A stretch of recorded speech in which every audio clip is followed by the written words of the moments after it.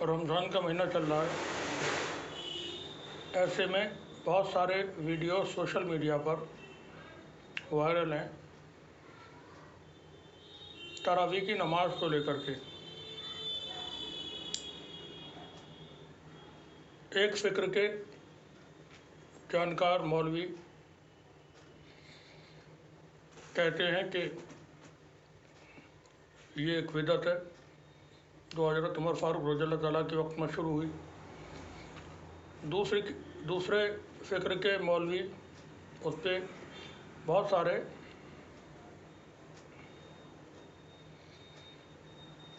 ترک دیتے ہیں اور بتاتے ہیں، احادیث کا حوالہ دیتے ہیں یا دوسرے ریفرنس، اور بتاتے ہیں کہ یہ صحیح ہے۔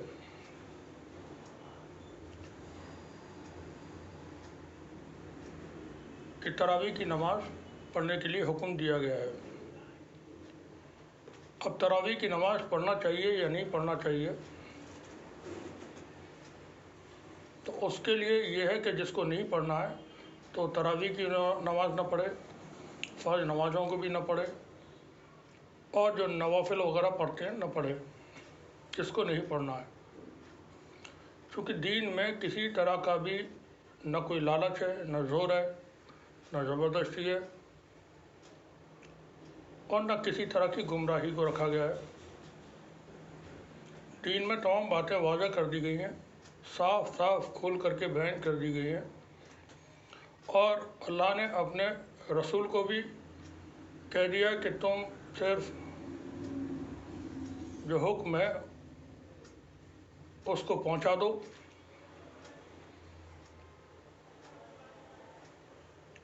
کیونکہ آپ کوئی بھی شخص کسی کو بھی اپنی بات تو کہہ سکتے ہیں، منوا نہیں سکتے، یہ انسانی فطرت ہے۔ اب تراویح کی نماز کے سلسلے سے ہی بات ہونی ہے آج۔ کچھ باتیں ایسی ہوتی ہیں جس کے پیچھے لاجک ہوتا ہے، لاجک کو ہی سائنس کہتے ہیں۔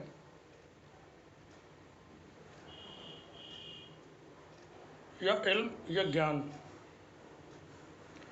تراویح کی نماز شروع کیوں کی گئی، اس کے پیچھے کیا لاجک تھا، وہ ہم آپ کو بتانے کی کوشش کریں گے، ممکن ہے آپ کو وہ صحیح لگے گا۔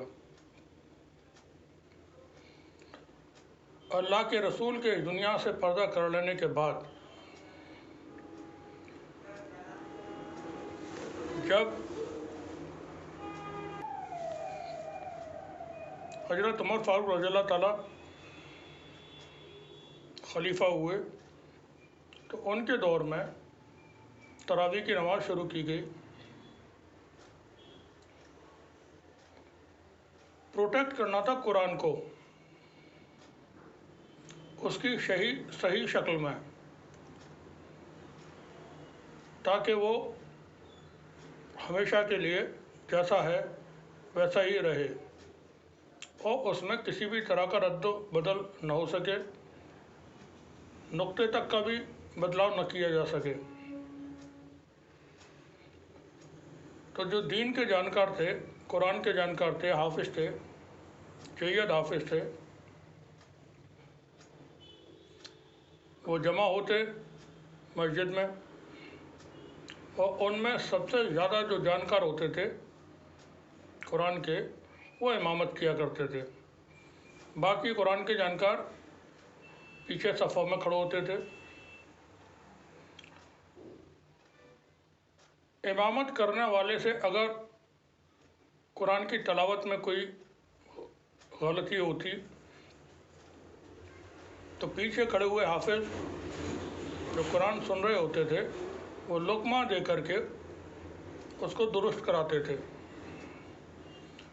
اور جو پیچھے کھڑے ہوتے تھے ان کے قرآن میں کسی طرح کی کمی بیشی ہوتی تھی، کوئی غلطی کہیں کسی سے ہو رہی ہوتی تھی، تو وہ سامنے والے کو سن کر کے، جو امامت کر رہے ہوتے تھے ان کے قرآن کو سن کر کے اپنی غلطیوں کو درست کر لیا کرتے تھے۔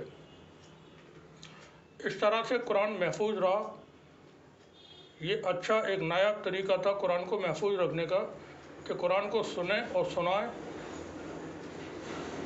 ایسے شخص سنیں لوگوں کے قرآن کو جو قرآن کے بارے میں جانتے ہیں، ہر بات کا انہیں علم ہے، وہ لوگ سنائیں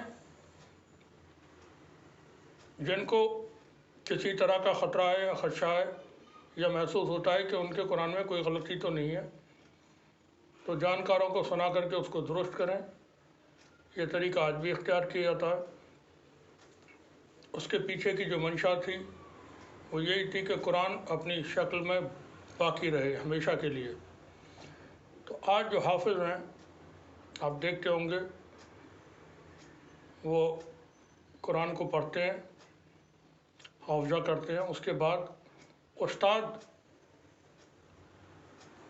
لوگوں کو سناتے ہیں، جو قرآن کے بڑے جانکار ہیں ان کے سامنے قرآن کو پڑھ کے تلاوت کر کے سناتے ہیں، اور کہیں کوئی غلطی ہوتی ہے تو استاد اس میں سے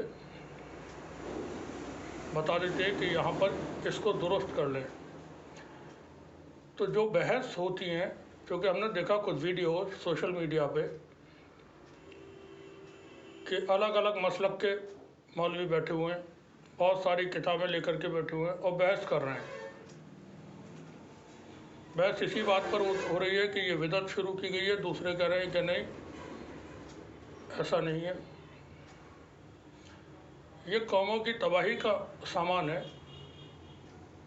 بحث کرنا چاہیے، نکتہ چینی بھی کرنا چاہیے، مسلسل نہیں کرنا چاہیے، کسی رزلٹ پر پہنچنے کے بعد اس بحث کو فل اسٹاپ بھی دینا چاہیے۔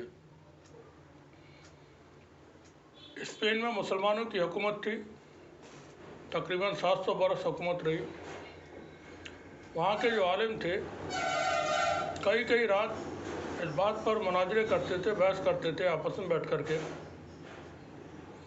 کہ کیا سوئی کے ناکے سے اونٹ کو گزارا جا سکتا ہے، نکالا جا سکتا ہے۔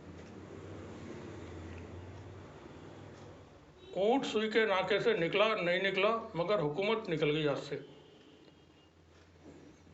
تو عالموں کو بھی دیکھنا چاہیے کہ اننیسیسری جو ٹاپکس ہیں اس پر وہ اتنا وقت خراب کرتے ہیں۔ تھوڑا دماغ کا بھی استعمال کیا کریں۔ جس کو نماز نہیں پڑھنا ہے وہ فرض کی نماز بھی نہیں پڑھے گا، تراویح بھی نہیں پڑھے گا، اس میں بدعت ہے یا نہیں ہے، ان پر بحث کی ضرورت نہیں ہے۔ بہت ساری باتیں ایسی ہوتی ہیں جو ضرورت کے حساب سے، وقت کے حساب سے شامل کی جاتی ہیں۔ ایک وقت میں تصویریں کھینچنا حرام قرار دیا گیا تھا، آج تصویروں کے بغیر کام نہیں چلتا ہے۔ ایک وقت میں لاؤڈ اسپیکر کے استعمال کو حرام قرار دیا گیا تھا، آج لاؤڈ اسپیکر کی ضرورت رہتی ہے، جگہ جگہ پر رہتی ہے۔ تو تھوڑا سا غور و فکر کیا کریں، عالم لوگ بھی، دین کے جانکار لوگ بھی۔ دین کو مشکل نہ بنائیں، کیونکہ دین بہت آسان ہے اور واضح طور پر تمام باتیں قرآن شریف میں بیان کر دی گئی ہیں اور بہت صاف ان کو بیان کیا گیا ہے، جو آسانی کے ساتھ کسی بھی شخص کی سمجھ میں آ جاتی ہیں۔ تو لوگوں کو یہ دیکھنا چاہیے، عالموں کو، کہ وہ جو بوال اور فساد جیسی باتیں کرتے ہیں، ایک تو چیخ کر کے بولتے ہیں، بہت شور مچاتے ہیں بات کرتے ہو، گلا پھاڑ کے، سامنے لوگ بیٹھے ہوئے ہیں، سنائی دینا چاہیے ان کو، نرمی سے بولیں، محبت سے بولیں، پیار سے بولیں۔ بات سمجھانے کے لیے آپ کو چیخنے کی ضرورت کیا ہے؟ یہ بات کہنے کے لیے آپ کو شور مچانے کی ضرورت کیا ہے؟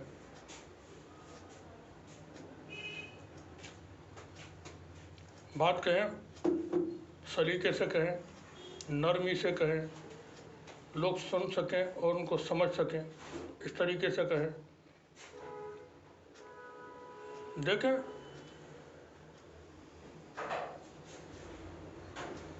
دیندار لوگوں کا کام ہے حق بات کو لوگوں تک پہنچانا، حق بات پہ قائم رہنا،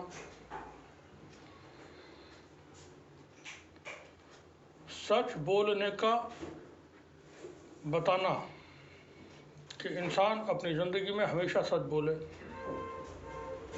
ایماندار رہے۔ یہ بات ہمیشہ خیال رکھیں، جو ہماری سماجی پریشانیاں ہوتی ہیں اس میں سے زیادہ تر پریشانیاں ہمارے جھوٹ بولنے کی وجہ سے ہوتی ہیں اور ہمارے ایماندار نہ رہنے کی وجہ سے ہوتی ہیں۔ حضرت عبد القادر جیلانی رحمۃ اللہ علیہ کے بچپن کا واقعہ سبھی نے سنا ہوگا، پڑھا ہوگا کتابوں میں۔ جب وہ بچپن میں چھوٹے تھے تو ایک سفر پہ جاتے ہیں اور ان کی والدہ، ان کی ماں، ان کی صدری میں جو کوٹھی کہلاتی ہے، بھارت میں جواہر کٹ کہتے ہیں، اس میں اشرفیاں رکھ دیتی ہیں۔ ڈاکو لوگ کارواں کو روک لیتے ہیں، لوٹتے ہیں، جس کے پاس جو سامان تھا، مال تھا، وہ چھین لیتے ہیں۔ حضرت عبد القادر جیلانی رحمۃ اللہ علیہ کی تلاشی لی جاتی ہے۔ ڈاکو پوچھتے ہیں بتاؤ تمہارے پاس کیا ہے، تو کہتے ہیں میرے پاس اشرفیاں ہیں۔ پھر تلاشی لی جاتی ہے، نہیں ملتے ڈاکوؤں کو، پھر پوچھتے ہیں بتاؤ کیا ہے، تو وہ کہتے ہیں میرے پاس اشرفیاں ہیں۔ تیسری بار پھر تلاشی لی جاتی ہے اور ڈاکوؤں کو وہ نہیں ملتی ہیں، تو پھر پوچھتے ہیں بتاؤ تمہارے پاس کیا ہے، تو کہتے ہیں میرے پاس اشرفیاں ہیں۔ پھر ڈاکو لوگ عبد القادر جیلانی رحمۃ اللہ علیہ کو لے کر کے اپنے سردار کے پاس پہنچتے ہیں اور جا کر کے واقعہ بتاتے ہیں۔ ڈاکوؤں کا سردار بھی سوال کرتا ہے کہ بچے بتاؤ تمہارے پاس کیا ہے، تو آپ کا جواب یہی تھا میرے پاس اشرفیاں ہیں۔ سردار تلاشی لیتا، اسے بھی اشرفیاں نہیں ملتی۔ اس کے بعد حضرت عبد القادر جیلانی رحمۃ اللہ علیہ اپنی کوٹھی اتارتے ہیں، وہ جو سی گئی تھی، ان کی ماں نے سی دی تھی کوٹھی، اس کو کھولتے ہیں اور اس کے اندر سے 40 اشرفیاں نکلتی ہیں۔ سارے ڈاکو حیران پریشان کہ اتنے چھوٹے سے بچے نے، جب کہ ہم کو نہیں مل رہی تھی، وہ جھوٹ بول سکتا تھا، اس سے کہتے ہیں کہ جب ہمیں نہیں مل پا رہی تھی تو تم نے بار بار کیوں بتایا کہ میرے پاس اشرفیاں ہیں؟ تو انہوں نے جواب دیا کہ اس لیے میری ماں نے کہا ہے کہ بیٹا جھوٹ مت بولنا۔ اور وہ جتنے ڈاکو تھے اتنے متاثر ہوئے آپ کی شخصیت سے اور آپ کے سچ بولنے سے کہ سب کے سب ایمان میں داخل ہو گئے اور مسلمان ہو گئے۔ انسان کے ارد گرد، انسان کی زندگی میں جو مشکلیں اور پریشانیاں ہوتی ہیں اس کی اہم وجہ جھوٹ بولنا ہوتا ہے۔ کوشش کریں، عادت ڈالیں، بچوں کو یہ تعلیم بچپن سے دیں کہ آپ کو جھوٹ نہیں بولنا ہے، آپ کو ہمیشہ سچ بولنا ہے اور ایماندار رہنا ہے۔ آپ امید کریں کہ جو مشکلیں ہوتی ہیں، پریشانیاں ہوتی ہیں، وہ ختم ہو گئیں۔ قدرتی طور پہ آنے والی آفتیں، ہاری بیماری، یہ چلتی رہتی ہیں، اس سے بھی اللہ حفاظت کرے سب کی، اس کے لیے دعا کرتے رہیں اور اپنی صحتوں کا خیال رکھیں، مگر سچ بولیں۔ اور جو مولوی حضرات اس طرح سے بحث کرتے ہیں وہ بھی ان سے بچیں۔ شکریہ آپ سبھی کا۔